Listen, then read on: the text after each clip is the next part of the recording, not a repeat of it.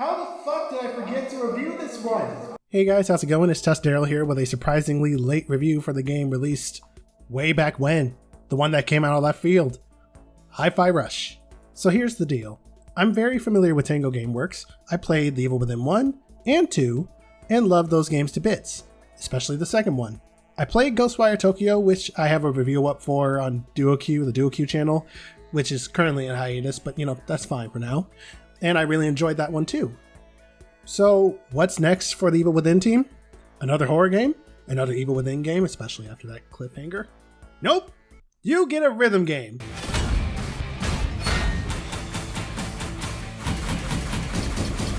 Got him!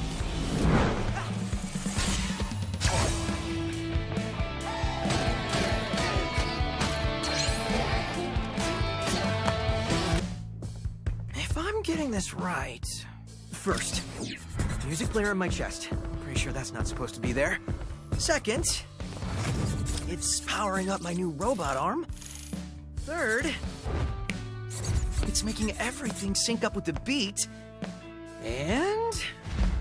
this sounds ridiculous, but when the music kicks in, it feels like I'm on a stage. Honestly, who could have guessed it? Not me. Who would have thought? Not me, I'm sorry. That came to mind. Definitely wasn't on my 2023 bingo card for game releases this year, but I'm getting a little ahead of myself. Let's talk about the story. You play as Chai, a wannabe rock star with a heart full of rhythm, literally, and a knack for getting in people's way. Also, literally. But he's charming and cool, so you'll probably forgive him for it, right? Or at least that would be his reasoning for it. Chai's goal, and ultimately your goal, is to take down the corporation that implanted that weird rhythmic device in his chest before they can move on to their next nefarious step in their grand corporate plan to do what you can really only assume is a grand corporate evil plan thing they want to do. And what's the most evil thing a corporation can ever do? That's right, getting rid of bag fries. They're fucking monsters, and they must be stopped before they take away all of the best things that come from finding fries at the bottom of the bag. Okay, that's a stupid bit, I'm sorry. Jokes aside, the story isn't necessarily something I would deem as unique, but it's fantastically told, genuinely funny, which is difficult to pull off these days considering how many games and movies try to be funny and then seem to miss the point. Ultimately, the story of Hi-Fi Rush feels unique in its presentation and in its execution, even if it's not fully unique from a, plot point standpoint. But you know what? Why does everything have to be? At the end of the day, it's a really fun story. Just leave it at that. And every character is memorable. Well, except one of them, because they only really last X amount of hours, maybe, before you main character them. And the banter they have with Chai is a lot of fun. Visually, the game is gorgeous too, with the cel-shaded anime style going for it. It really gives the Saturday morning cartoon vibe when you look at it. That and the character and environment animations feel like a callback to the games of old before everyone got super serious and started becoming surrogate fathers to orphan children, also known as the Pascal effect. Everything in the world, and I'll go into more detail about this later, but everything in the world moves to the beat of whatever BGM is playing in the background, and actually, now that I think about it, QA testers would have had to also have tested that. Like, it seems very obvious. It is very obvious. Obviously, they both had to test that. But could you imagine having to put in a bug for, a vending machine not shooting out a can of soda on the beat drop? They would have had to have known or had to have thought about it like, is this supposed to be on beat? Is this supposed to be an off beat? Is this track Latin inspired? Is it, is there supposed to be a dissonance to it? Did the job applications for the game when they were reaching out for QA testers have something like in their qualifications as bonus qualifications? You gotta have that rhythm. I would love to see that application. I want to see it, but it just crossed my mind as I was writing the script. Anyway, the game looks as great as it plays. Speaking of which, Hi-Fi Rush plays as great as it looks. It's a character action game and a deep one at that, so think like Devil May Cry or Bayonetta. Of course, with it being a character action rhythm game, I'm sure you're thinking that you'll need to land a hit on the beat to deal damage or to block an attack properly, right? Not quite. You're encouraged to be on the beat, but the game doesn't actually punish you for mistiming your attacks and the like. When you do land a strike on the beat though. You can crit or get a bonus of any other kind or some other benefit. So really, you're just incentivized to be on beat, but you don't have to be. So no worries if you're not musically inclined to some extent. Oh, since I mentioned music, let's talk about sound real quick. This is weird and backwards. Like I talked about gameplay before I talked about sound. I normally don't do that, but you know, sound is such a big part of the game, I might as well mention it last before we get to the final verdict. Fantastic. Now here's a refreshing beverage. I hope I was useful. I was watching you. Oh, and apparently dodging with the dodging in the air is not. I know what you're thinking. Yes, you are very busy. I'll just be waiting here if you need me. Which I could help you with. Stop! Okay, whoa. That was you back there? You're a cat? No, this is 808. She is a cat, but I built her. Look, like I was saying... You know, I thought my music robot arm power was crazy, but this is... probably better off by myself. Dude, listen. Vandelay's up to something, and I said I can help... Thanks, but I'm good.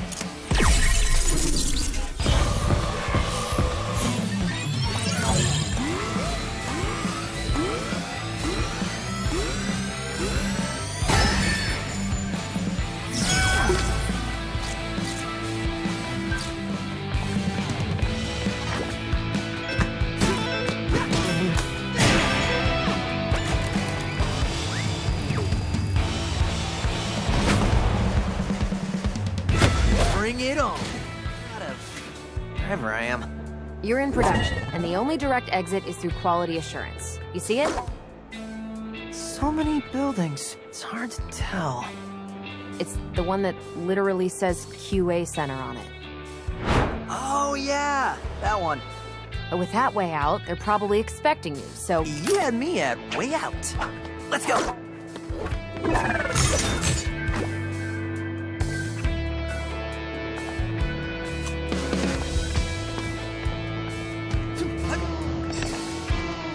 Being cocky isn't gonna get you out of here.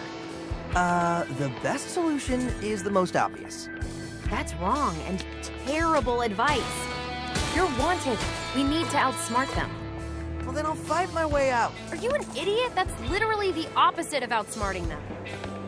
So I just want to point out that the game has a lot of licensed music from I believe the Black Keys and Nine Inch Nails and etc. But if you're a streamer or a YouTuber or someone who just fears the legal department of a music company breathing down your neck, there is an option to turn off the licensed music and use the tracks provided by Tango Gameworks themselves. Those are apparently also bops from what I've heard, but I didn't stream this, and since this video, I should say, I say the like it's not, you get it. Since this video, at the time of me recording this at least, isn't going to be monetized, since I can't do that yet, thanks YouTube, I have no qualms with just playing parts that have copyright music in it. But for those of you who are playing it or want to play it, just know that there is an option for you to turn the licensed music off, but you'll still have some bops. Moving along, the game sounds great, and despite how chaotic things can get, you can still hear the sound cues and the music cues when you need to hear them, which should be a given, but again, I've said this in many other videos where I've talked about this kind of thing, it's easy for that to get lost in the sauce. Thankfully, these sauces are separated, and only really mix when they have to. This will make sense in a moment. You see, the very nature of this game makes it so that as long as you're in step with the beat with everything else, even if there is seemingly a lot of chaos around you, it's all to the rhythm of the music. So you can hear what you need to hear loud and clear before it gets to you, or before you have to get to it. You know what's coming, and you know what you're about to dish out. And now for the final verdict. Hi-Fi Rush was a surprise to be sure, but a welcome one. It was a load of fun to play, and despite me playing it on Game Pass, I would have happily paid the $30 asking price for the game. That's right, it's not even full price. These days, full price games go for $70. You know, we could say $60, but let's just face it, it's $70 these days, for the most part. So, even if you're very meh about the game or rhythm games in general, or you're still on the fence, you would still be saving $40 overall buying this over a full price title. I'm not telling you what to buy. If you really want to play something else that is $70, by all means, but I'm just saying, if you really had to pick and choose between the cheaper one and the more expensive one, the option's obvious. And it's a really good really good cheap one for that. That sounds terrible. Why would I say it's a really good cheap one? Forget it. I'm still recording. My brain is going off on tangents and I'm kind of just following it and going off script. Forgive me for that. Anyway, with that, Hi-Fi Rush is a fucking loud go for it. And I'd recommend it to anyone looking for a rockin' good time, as well as some good laughs that I didn't know I needed until now, or at least then when I played it in January. And that's it for this review. I think I intended, and it's been bothering me because I thought I posted this review early this year before, the chaos of everything releasing happened. But what I think happened is I intended to have this game reviewed and ready before I started playing Wanted Dead. Oh, and about Wanted Dead, I will get to that one at a later date. I have very complicated feelings about that game though, so it'll take me a while before I actually put all my thoughts together for that. Frankly, I might even go back and play some of it again to see if I still have any of those sentiments.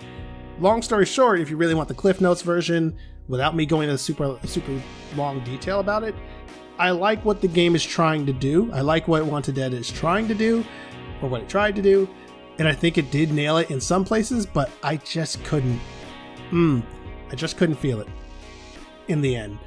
So I'll get to all of that when I eventually get to the video itself at some point in the future. But for now, it's just on pause. I know I said last time I had said that that's going to be a very angry video, but I've mellowed out since I said that in whatever video I said that in. So maybe, just maybe, I'll be able to approach it from a more level-headed place instead of a very salty and frustrated one. Going back to what I was saying before though, I was going to play Forspoken is what was going to happen, but then Hi-Fi Rush happened and I was like, oh, sure. Yeah, I'll play this instead. And then I heard about what happened with Forspoken. I was like, oh, will I still play that for the channel? Probably not. I'll probably just play it on my own time when I find it on sale somewhere. But, Hi-Fi Rush happened and I wanted to review it. And then Dead Space happened, and then I ended up prioritizing that. Then Wanted Dead happened in February, and then Resident Evil 4 Remake happened in March. I don't know what happened to me in April. I was probably dead for a little bit. Tends to happen. And then Tears of the Kingdom happened in May, followed by Street Fighter 6 and Final Fantasy fucking 16 in June. So actually, yeah, I think I know what happened to me. Games happened, except for April. I, again, was probably dead. Demanding jobs will do that to you.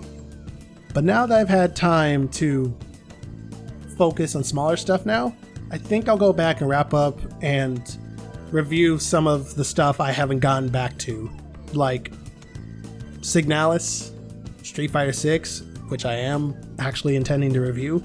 How? I don't know. I'm not going to touch too much of the competitive scene. I'm going to probably focus that video more around the single player experience in the World Tour mode, as well as just the general other features in the game.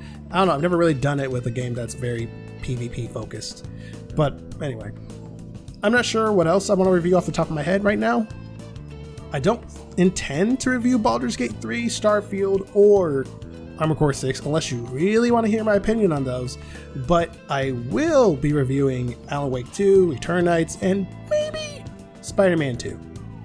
Maybe. I don't like reviewing sequels if I haven't reviewed the previous game on this channel before. But I might make an exception for Spider-Man 2 and just give a cliff notes of how I felt about Spider-Man and Miles Morales. There are a lot of games coming, and unfortunately I don't have a lot of money or time to play them all. But honestly, I think that's a good problem to have. Having all these games to play that are all awesome to various degrees and all that. That's a great feeling. That's great. You have that's awesome. You have your pick of the litter for the most part, and it's gonna make this Game Awards later this year all the more delicious. I don't necessarily care about who wins. I care about people getting angry. If I'm being honest, I don't know why this review suddenly turned into a small podcast towards the end, but I could always do this kind of thing separately and whatnot. But if you're still here, hi, thank you. There's a lot I wanted to talk about on the channel that I haven't really talked about yet, about what I have planned for the reviews, about what I have planned for other stuff coming up. I've kind of just been here posting some reviews, maybe to give it a whirl, then a song, then leaving. Rinse and repeat. I haven't really done an update video or an update post in a while, so take this segment as that. And that's all I've got to say on that. So, I hope you enjoyed your stay. I'm TUSDarryl, Carlac is best girl, and I'll catch you guys later. Bye.